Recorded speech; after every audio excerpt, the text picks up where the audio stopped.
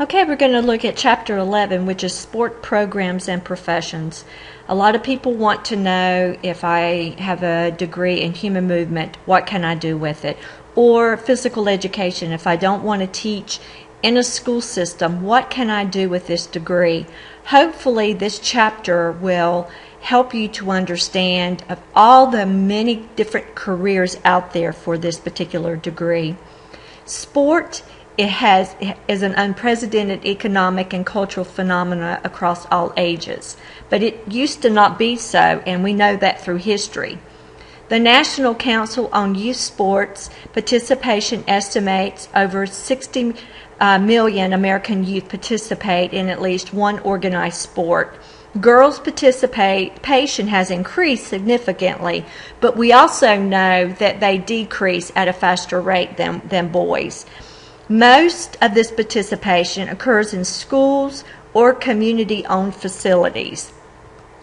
Historically, too much emphasis was on winning, and that really turns a lot of people off. If you're an elite athlete and you dominate other people, that's a cool thing to win. But what if you're not, but you want to still participate? It is not fun always losing every time. The new emphasis is on sports-based youth development programs, targeting competence and sports skill through motivational climate that focus on gradual improvement and doing one's best. It doesn't matter where you start. You can constantly improve your sports skills. Informal participation is what I used to do as a kid. It's a pickup game. Have a lot of action done in the backyard, optimized personal involvement, challenging, exciting, typically through close scores, allow participations to reaffirm their friendship and fellow competitors. After-school sport and physical activity programs negatively affected by changes in schools. A lot of people live a long distance from schools. When I grew up, I could walk to school. It was less than a mile away. Now, it's several miles away. Community programs are difficult to sustain because of the funding and transportation. When budgets are cut, community programs are generally the first things to go. Out-of-school nonprofit community programs, some have organized through local organizations, others through national organizations. If you're interested in community sports programs, take a look and see what is available in this area. Often sponsored by national services, an example is the Kiwanis. Out-of-school nonprofit, the main reason of dropouts, participation starts early at 3 or 4 years. I know in dance, some children start at the age of 3, in gymnastics also, and in karate. Girls' participation has increased steadily to over 40%. Dropout rate is around the ages of 11 and 18. Why are they dropping out? Rise in sport as a cultural force has resulted in commercial sports-specific training for young children and summer sports camp. Great career. You can have your own gym, and instead of working out elite athletes, you can work out children in sports-specific skills. It's a great occupation. Then we have day camps and overnight camps. Commercial sports-specific training for children. The key concerns is developmental appropriateness and early specialization. Overuse training. If a child trains his whole life to be a pitcher on baseball, we're going to have some overload and some problems with shoulder and rotator cuff injuries.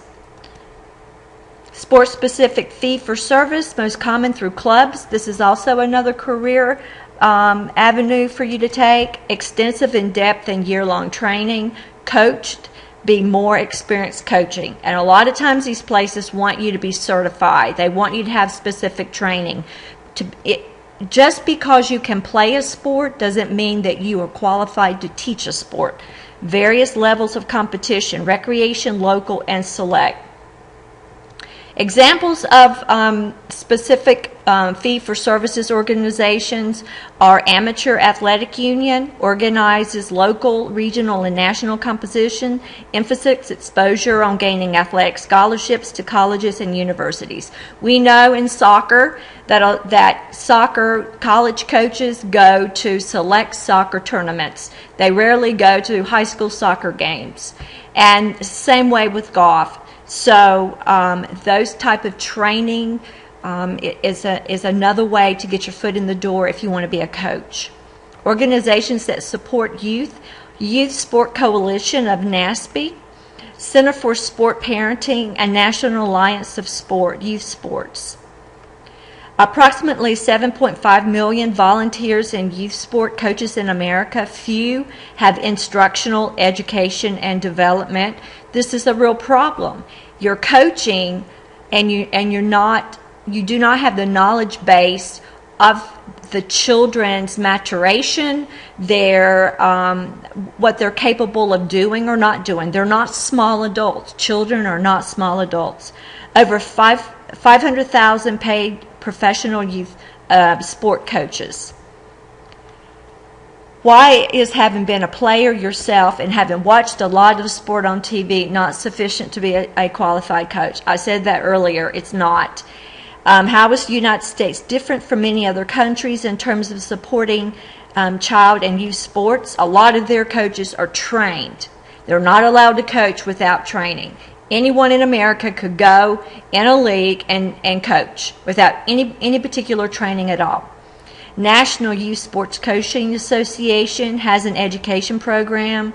There are over 1 million of coaches now certified. They must pass and pledge to uphold the Code of Ethics. Constitutionally, education is a state function, so is sport in high school. It is not a federal function. High school is unique in America.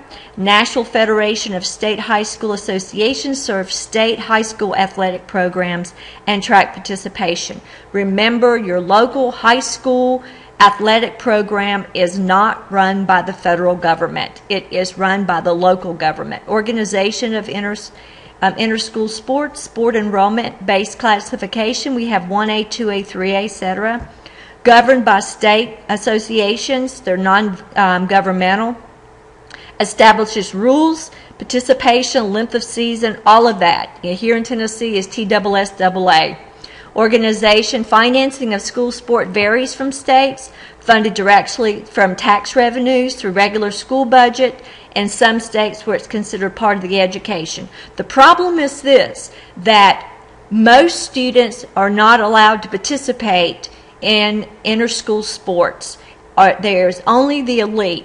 Most students do not benefit from this program. That's problematic because we're paying for these programs and very few children get the opportunity to use these programs. When viewed as an extracurricular, it must be self-sufficient. There are booster clubs, and most of your band in school are 100% funded by boosters. School coaches. With increased participation, more coaches are needed. Most were certified teachers, many trained as physical education specialists. Probably the best coaches come from that area. Current trend, many fewer certified teachers now serve as coaches.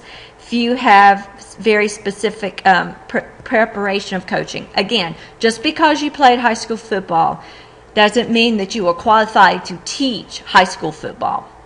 School coaches, rise of coaching education programs, difficulties in requiring certification. Examples of these programs are American Sport Education, programs for athletic coaching, education, and fundamentals of coaching. If you want to be a coach, I think you need to check out these organizations. Athletic Coaching Education, NASPE, develops national coaching standards, and 2000 National Council of Accreditation of Coaching Education. Interscholastic sport, post-World War I, dramatic growth of college sport, formation of athletic conferences, governance of issues such as eligibility, organization, competition, all of those things. An example would be NCAA. National Governance, NCAA, NAIA. NCAA, 3 levels of division: 1, A, AA, AAA, Division 2, Division 3, nearly national championship, 19 women's sports, 20 men's sports. Recently restructured, increased autonomy for each division. NCAA, lingering genders equity in both athletic representation and administration. NAIA, 25 championships for 13 sports in Division 1 and 2. Rapid rise in particular positions: coaches and assistant coaches, athletic directors, sport information directors, sport business managers, sport trainers, and sports medicine experts, which have a required certification. We have recreation intramural programs, another area of a job opportunity, tremendous growth, wide range of competitive and non-competitive activities, access for students, faculty, and staff, recent addition, youth summer day camps. Professional sport is first a business, elite only, extremely low odds of making it. Few people earn wealth. It is a very short career, emergent of a professional, non-playing positions. Governed, overseen by parent organizations, the MLB, the NBA, NFL, etc. No qualifying certification requirements for most roles. In 1990, efforts to increase hiring of minorities in coachings of administration has happened. What does organized refer to? Governing by a sponsoring agency. Regular formal competition. Records are kept. Officials are provided. Sponsored by local organizations like the Rotary, Kiwanis, private. Those are your organized recreation sports. They have a broad range of activities. Staple activities are softball, basketball, volleyball, touch football. Varying levels, type of competition, recreation, co-ed. They're for everyone. Similar opportunities exist on college campuses, also another area of a vocation for you. Sports for people with disabilities, tremendous growth since federal legislation, broad impact, school, recreation, sport involvement. Few states have targeted this area. Examples would be Minnesota and Georgia. Sports for people with disability, numerous organizations support sport on this. We have Special Olympics, which is sport programs for people with intellectual disabilities, instructional programs for training. A worldwide reach, 200 programs in 170 countries. And this is important in 89 unified sports. This targets inclusion. If you don't know what inclusion is, this is a sport that has both non-disabled individuals playing along with individuals with disabilities. In 1960, first Paralympic held, now to be in conjunction with the Olympics. Masters or veteran sports, strong growth, typical for people age 40 and older, is graded in 5-year age groups. Prominent sports, swimming, track field, road racing, bowling. Masters level, World Master Athletics, World Games. These are your master older people. World Master Games, emergent statewide and festivals, serves as potential model for younger generations. Non-participant sport involvement takes many forms. Emergence of non-playing vocation reflects a specific area, broader field. A few required specific training certification. You can look at sports medicine, management, athletic training, and even sports psychology, another area of vocation. Sports management and administration growth, accredited university programs now have this. Commission on Sports Management Accreditation. NASB, along with the North American Society for Sports, developed competency standards for sports management. Directory of University Programs, non-participant sports vocation. Participation in sport has not increased evenly across population. Minorities still have less access to it. Disparities in coaching and administration ranks continue at many of the levels. Title IX, we had a surge of girls' sports participation. However, in the 80s, we have a dramatic drop, and still few females are in administration roles. Sports and technology, we have equipment design, strength and conditioning regiments, and nutrition, tracking athletic performance via video, and research literature retrieval. And this is the end of chapter 11. Okay, we're in chapter 10, basic concepts of sport. First of all, sport is an integral part of society throughout history. We know through past chapters of the books the history regarding sport. It's been studied by scholars since the 50s, so we have a lot of data on it. In the 70s, national and global sport culture merged. It derives from play or the impulse of a human behavior. In your life, what has been your significant sport experience, if any? Were you a player, a performer, official, coach, or even a spectator? Sport is important with an almost religious significance. Not to offend any religious individual, it can be compared to religion, and to some people it is their religion. It is an organized and dramatized in a religious way by the rituals, by the costumes, by the scenes of power beyond your control. Someone enforces the rules. It teaches qualities that are religious in nature: perseverance, courage, sacrifice. It seeks perfection, and it has its heroes. Sport can be intensely communal for players and spectators. It provides a source of deep personal meaning, and it has a power to teach. It can teach you to reflect yourself and society. When we talk about leisure, play, games, and sports, we need to understand the difference between all of these. Leisure is an attitude of freedom or release from the demands of ordinary life. So you have school, that wouldn't be considered leisure. You have work, that would be not considered leisure. It's that free time you have, and it seems to be shrinking with every society. It seems like we have less and less leisure time. It's freely chosen. You're not obligated. If you're obligated to do something, then that's not true leisure. It's a discretionary time left over after all of life's commitments. Play is an institutionalized sports is an institutionalized form of play.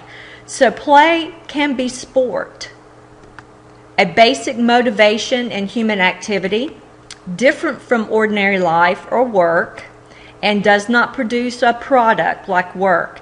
So in other words, if you're playing, it's not considered work. If you're a professional athlete and your job is playing a sport, that would not be considered play. We have some characteristics of play. First, it's free. You go about it, you volunteer for it. It's separate in places where time and space limits are fixed in advance, conducted in places designed especially for that activity. It's uncertain. Sport is most playful when competition is balanced. So if you feel stressed while you're playing a sport, then that's not really a fun play. Also, it's not very productive when you're looking at it economically. When wealth is produced, playfulness of the activity decreases. And that's what I mean by professional athletes. If they're making money playing football or basketball, then that's truly not play. They may find some other form of play. It's governed by rules. It's almost always regulated by rules that define the activity. It ensures fairness, helps produce a winner, a social agreement which will not adhere to destroy its playfulness. It's governed by make-believe. Play not governed by rules is dominated by make-believe. Yet it still seems that sport play when pretending to be a favorite or star player. Examples of when sport is not playful. When we have experience in physical education, fitness should have strong play elements for continued participation. If we're punishing kids through push-ups and running laps, they're not going to consider that a form of play. When we look at child's play and adult play, early knowledge about physical and social world is acquired through play. Kids learn play through just being spontaneous. Adults use it through calculation, really rituals, rules, that sort of thing. Appreciation for practice, skillfulness, rituals, traditions are what characterized by more mature forms of play. It challenges, obstacles are gradually increased. When sport is most playful, it is most meaningful for participants.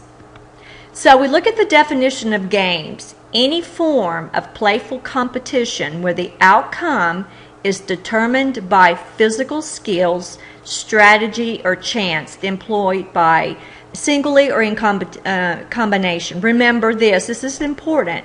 Not all games are sports, but sports are always games. Why are games like dice and cards, like poker, not considered sports? Well, it doesn't require true physical skills. It's just really a lack of chance. What about games like chess, bridge, and poker? They're even broadcasted on television. Games, we have primary rules which define the game as it is to be played. Changing these would fundamentally change the nature of the game. We have primary rules. In football, the scoring aspect of it. Secondary rules are things like that you've added, like not roughing the kicker or things like that. That would be considered secondary rules. Games. So how do games gradually evolve into sports? When they have standardized rules, they have a governing body, they encompass a growing sense of tradition that binds people to it. Recent games that have reached or are reaching sports status.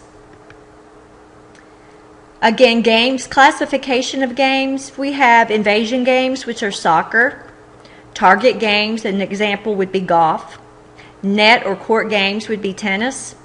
And striking, fielding games, which would be baseball. Competition in sport. No competition does not equal game. Some view competition at all costs as positive. Others view it inherently bad and wish to make sports less competitive. Most always is defined as rivalry in which opponents strive to gain something at the expense of each other. Emphasizes the use in economics and business, leads to seeing it as zero-sum competition. Now, zero-sum competition is that one person gains at the expense of another. So a person wins and another person loses. That's zero-sum competition. A broader, richer definition is coming together, seeking competence, different forms of rivalry, and victory is only momentarily, it's fleeting. Carrying it beyond the playing field diminishes the play element. In other words, you have a winner, you have a loser, everybody high-five, you go home, get a milkshake at McDonald's, and then you move on. Reflects development of common codified rules, the need for referees. We know officials are there only to ensure fairness and really there to kind of police, to make sure everybody's doing what they're supposed to do and it's fair. Emergence of sport organization at the local, state, national, or international, and tracking of records.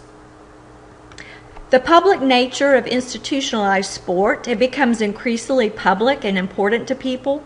It precipitates other professions and businesses. It becomes a more central and influential society or institution. When we're talking about being a spectator, thought to be inappropriate at one point in time, how spectators experience sports may be through intellectually or emotional. Fanatic, fan, phantom, Latin for temple or feast. That's kind of the definition of fan. If we're looking at aesthetics in sport, the performers are subjects of art, which is sculptures or painting. To understand aesthetics values of sports, we see the art within the sport itself. If the sport is art, then it's most certainly a performing art like music, dance, and drama. Performance itself is judged. We look at it through ice skating. We look at it through gymnastics. We look at it through dance. Ballroom dance is considered kind of a dance sport. Aesthetic qualities is harmony, form, dynamics, flow, gracefulness, rhythm, and poise. What aesthetic beauty can be found in a rugby match, a marathon run, or an ice hockey game? A well-developed body in motion, a brilliant play perfected, the drama of the competition, and the unity of an entire performance. What about ethics?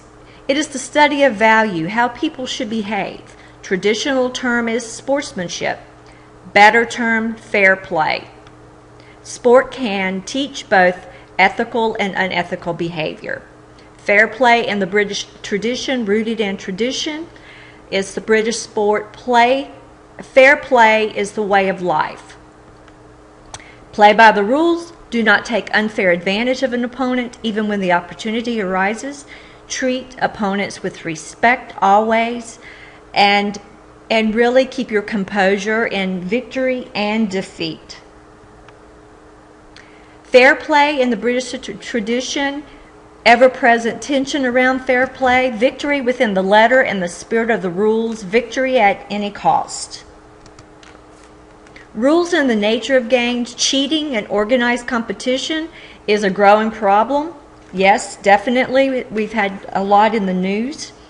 Can you actually win if you've intentionally broken the rules? Some people think that that's an okay thing. Purpose of penalties. General belief. Sport experiences can make positive contribution to the development of children and youth.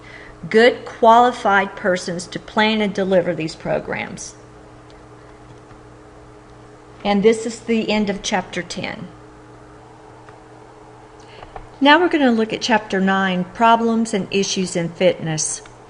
The importance of physical activity and fitness is really everyone's issue. It's a national health agenda. The health-related and motor performance-related fitness are both important. The increased health costs, all of those things are impacted by lack of physical activity or physical activity itself. Life expectancy for current generations versus parents. We're going to find out that we are not living as long as we used to live. Our children are not, due to lack of physical activity.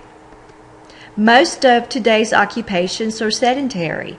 We go to the computer, we sit down for our 8 hours, we'll get up, get in the car and drive, and then get home and watch television or stay on the internet or all of those things. We rarely are forced to get any physical activity. The cost of healthy versus unhealthy food, we know we can go to McDonald's and get a value meal for $1, but yet you go to a Kroger's and get fruits and vegetables, they're much more expensive.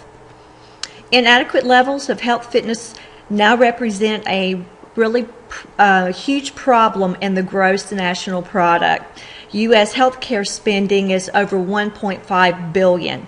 Overweight and obesity is the second leading cause of death in the United States. Inadequate levels of physical activity are not simply an individual issue. It's a problem. It's a national problem.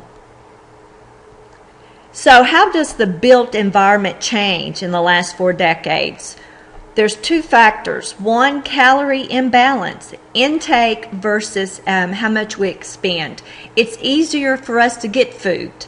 You can get in your car and you can drive not even a block and you're at 5 fast food chains, where 30 years ago there wasn't nearly the number of fast food chains. It was more difficult. Most parents stayed home and ate, other than just driving through drive-through and getting food. The built environment boasts physical and social elements.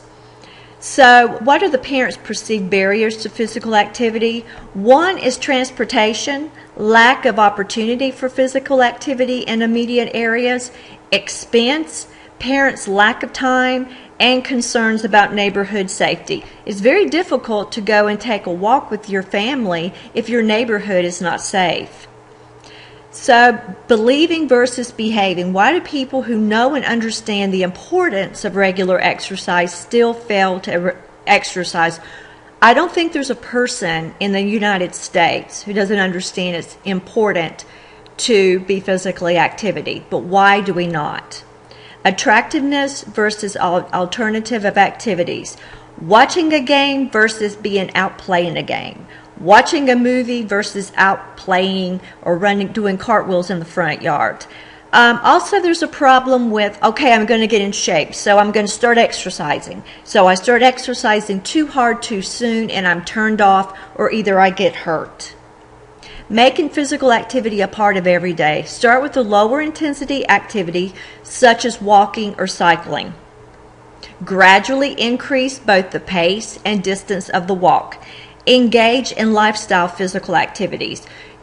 In your 60s, you're not going to be able to go out on a soccer field and play a full game of soccer with 20 or 30-year-olds. So you're going to have to decide, what am I going to do in my older age? Begin to engage in some type of aerobic activity and more active forms of sport and recreation. Also, anaerobic activities are very important, like weightlifting. Making physical activity a part of everyday living. Engage in moderate to vigorous activity 30 minutes a day. Commit to a sustained involvement. Exercise in ways that are fun and satisfying.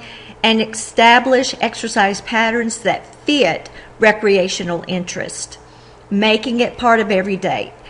Employ self-testing skills, fitness planning, consumer information, related information. You can find all of this on special apps on your smartphone, on the internet, on tablets. There's so many devices that can help you get started. The first step to lifetime fitness is to start exercising regularly. Major motivations for youth: the desire to develop and demonstrate physical competence, be able to accept and support within a peer social group and appreciate support from significant adults, to have fun. Activities, experiences need to be positive. Self-efficacy is a term that we've talked about in the past, but it is an important predictor of adoption of a maintainable exercise behavior. Learning is more likely to be successful if it is consistent activities and is perceived as fun. If you're successful at an activity, your self-efficacy will go up. Engage in significant mastery experiences, so you need to start from beginner and work your way up. Observing persons similar to oneself succeed by sustained effort. Persuade persons that they have the capacity to succeed. If you're wanting to be a personal trainer, that's going to be your job. It is your job to make others feel competent in their physical activity. Start with simple activities and then move to more difficult ones. With youth, being able to see, access it, it does not develop overnight. It takes time. It takes a long time to develop the skills necessary to feel good about moving. The ultimate goal: the average person knows about the different kinds of fitness, what needs to be done to develop and maintain fitness, and what fitness products and services are appropriately given to fitness goals. That's our goal. Media as the problem by the way of false impressions, the image of a fit person, miracles that can occur quickly without any real effort. Take this pill and you're going to lose 80 pounds. Create instant experts who have celebrity status. If a celebrity loses 30 pounds, then they're the ones who's writing the books, other than an exercise physiologist or a medical doctor. We need more information, technique, how to correctly perform a move. The dosage, how much or how less to use. Information is widely available. We need to go and obtain this information, make sure it's correct and safe information. Schools play a central role in this type of education. The evidence: across all age groups, females are less active than males. Blacks and Hispanics are less active than whites. Black males are as active as white males, but black females fare much worse than white females. Young people from lower economic families tend to be less active than those from middle to upper income. Girls participate in sports in record numbers across all levels. Moderate to vigorous physical activity levels outside of organized sports, and they are declining. This is important. Girls drop out more than boys. Physical activities levels decline during adolescence, especially among black girls. We need to do something about that. And recent emphasis on promoting sustaining physical activity among adolescent girls. We have a big problem with this. So what about urban? And there's higher crime rates, higher density housing with fewer open spaces, working parents with little time for supervision of outdoor activities, relatively few recreational facilities, very little adult leadership. The playing field is not level. Those who need it the most and would benefit the most have the least access or opportunity. It's a structural problem. Remove the barriers and create supportive programs in such settings. We're going to look at certifications. ACSM certification is probably one of the most rigorous requirements. A public more informed about fitness are more likely to demand, the more likely people are to demand appropriate leadership in fitness. So not only are you going to need a degree if you're going to go into the fitness world, but you're going to also need a certification. We do not have a mandated certification in fitness or exercise leadership, but we should. The problem is you're going to have to go out and find these certifications. Fitness education must focus on long-term goals and changes lifestyle. What follows then is the measure of daily physical activity. From this perspective, valid indicators of one's fitness. Mass fitness testing with students competing against another is counterproductive. Does this mean that fitness testing in schools should be abolished? No, but we need to not compare students to each other, but to have our students set their own fitness goals.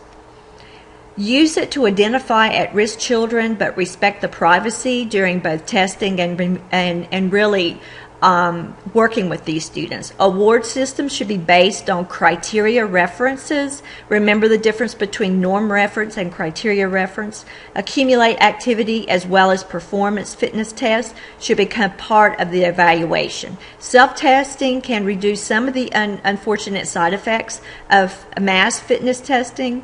Primary purpose is for diagnosis, providing feedback, setting goals, and charting improvement. The number of Americans aged 65 and older will double between 2030, 34.8 million, and 70.3 million, a very dominant social political group. Fitness for older Americans is a major issue. Key issues: how to assess elderly, maintain productive lives and good quality. We need to increase physical and physiological function. Reduce risk of depression is a common ailment. People slow down because they get older? No, people get older because they slow down. Formative years in physical education is key in forming habits, especially in elementary schools. Overweight, obesity patterns in children with those most deficient in reading. Consequences of recent reduction in dose of physical activity. Main goal of physical activity physical education should be physical activity. Increase school physical education and physical activity throughout the day. Fitness need to be mass routine of running or push-ups or jacks once a year fitness testing. Many alternatives, more attractive programs need to be found. Continue problem, lack of time, look for other part of the school day. School as the hub of the family, school and community connection, it becomes everyone's responsibility. Physical education teachers, classroom teachers, principals, parents, community. This is the end of chapter 9.